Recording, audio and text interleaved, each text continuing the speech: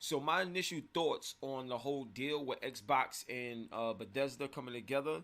First off, it makes sense because it's something that they indirectly always talked about.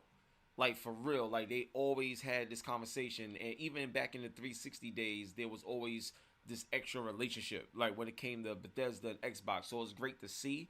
Another thing I want to say is, in terms of my initial thoughts, is Microsoft is looking for a whole new way to compete, and I was telling y'all that like way back.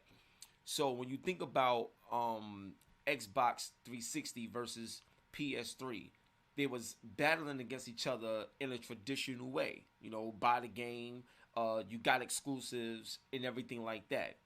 Now, if you look at the history of Nintendo, right? Nintendo tried to compete, things didn't work out for them in their favor, so we just gonna find another way to dominate in the gaming industry and make something that we can call our own, and that's the handheld market. They dominated that, focused on their exclusives. Boom, Nintendo's here to stay, and they competing in their own way.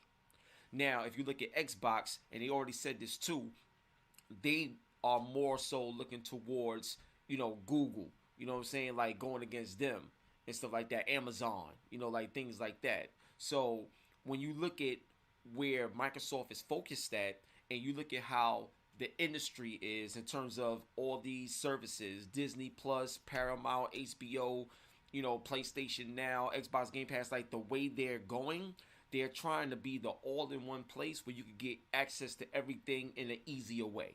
They want to break down those barriers because they feel like they can be dominant in that space that way. And that's fire. I think that's a smart way for them to go about it. You know what I'm saying? Case in point, when Gears of War, 5 came out, they ain't talk about the sales of the game. They talk about how many people played it, and they showed an infograph on the usage.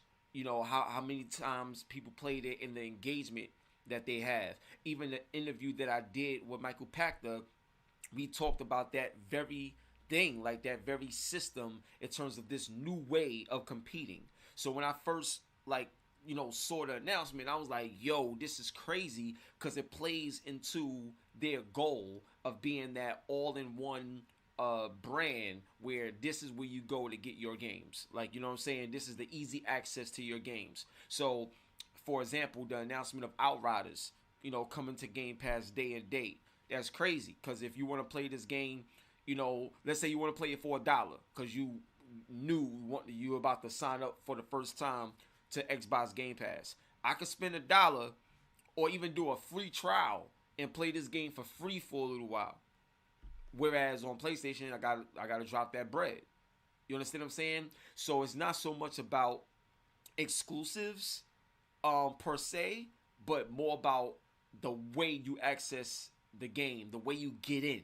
Like, I think that's what they're trying to do. So when I seen this deal and all the studios they got, oh man, it was like, yo, it was, to me, it's genius, but it's not gonna stop there. So yeah, that was my initial thoughts. Like, it's a bigger plan involved, and this was a major awakening in the industry as a whole to see where Xbox is going in the future of the way they're thinking from a competitive standpoint.